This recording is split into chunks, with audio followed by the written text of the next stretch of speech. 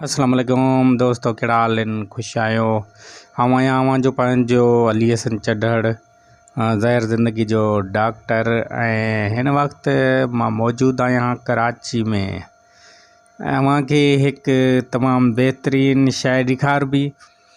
उन खां पहिरियां मुंहिंजे हिन यूट्यूब चैनल खे सब्सक्राइब कयो, लाइक कयो, कमेंट कयो, जीअं अव्हांखे हिकिड़े हॉस्टल लाइफ ॾेखारियां त जेके दोस्त हूंदा आहिनि उहे हॉस्टल में कीअं रहंदा आहिनि। मां हॉस्टल में अची चुको आहियां, हुन हॉस्टल में वेठल आहियां। कुझु देरि खां पोइ ॿाहिरि निकिरंदुसि त अव्हांखे ॾेखारींदुमि त जेका हॉस्टल लाइफ आहे उहा कहिड़ी आहे, कीअं थींदी आहे। घणा असांजा जेके दोस्त आहिनि उहे ॿाहिरि कोन निकिरंदा आहिनि, उनखे इहा ख़बर न हूंदी आहे त हॉस्टल लाइफ कीअं हूंदी आहे।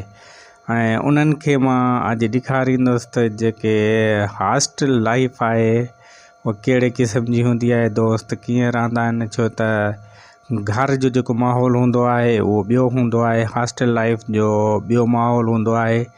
घर जो माहौल इहो हूंदो आहे त सभु गॾिजी कमु कंदा आहिनि, या अक्सर करे जेके अमड़ आहे, भेनर आहे, या घरवारी आहे, घर जी संभाल उहा कंदी आहे। पर जॾहिं हॉस्टल लाइफ में माण्हू ईंदो आहे त पाण खे सभु कुझु करिणो पवंदो आहे।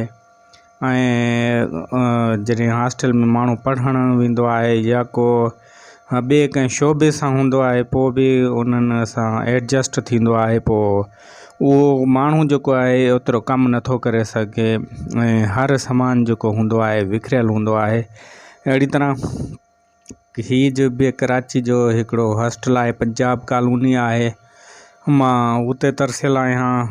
ऐं कल्ह खां मां हिते तरसियल आहियां। मां चयो अव्हांखे जेका हॉस्टल लाइफ आहे उहा बि ॾेखारींदो हलां, हुन खां पोइ जेके ॿिया वीडियोज़ आहिनि उहे बि ॾेखारबा। ऐं थोरो हिन ते नज़र फिरायो, ॾिसो हर पासे जेको सामान आहिनि उहे विखरियल आहिनि, कपिड़ा कीअं टंगिया पिया आहिनि। हुन खां अलावा हीअ ॾिसो कहिड़े क़िस्म जी हिते पोज़ीशन हूंदी आहे। हेठि सुम्ही जेको गुज़ारो कंदा आहिनि, छो त ख़बर न हूंदी आहे कहिड़े टाइम हॉस्टल चेंज करणी पवे, उन जे करे वधीक सामान नथा रखी सघनि।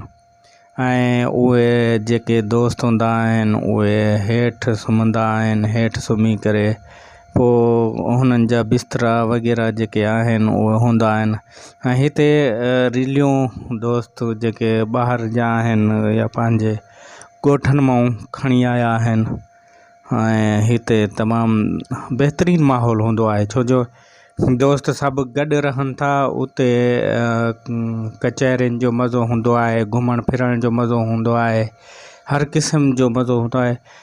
कराची ठीकु आहे, महांगो आहे, मगर पोइ बि हिते जेके लोकेशनूं आहिनि कारोबार करण जो, उनखां अलावा अॻिते वधण जा जेके चांस आहिनि, अगरि अव्हां कराची में अचो था त कराची में अव्हां अॻिते वधी सघो था, पढ़ाई जे हिसाब सां या बिज़नेस जे हिसाब सां, कहिड़े क़िस्म जो, या अव्हां शो बिज़नेस सां तालुक़ु रखो था।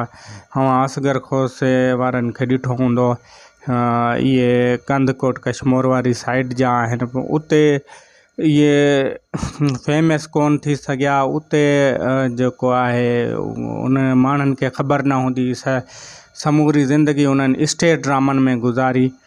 पर जॾहिं उन्हनि 10 जी बोर्ड में कराची जो रुख़ कयो, कराची में अची उन्हनि सोशल मीडिया तोड़े मीडिया ते आया, उन खां पोइ उहे तमामु वॾो फेमस थिया।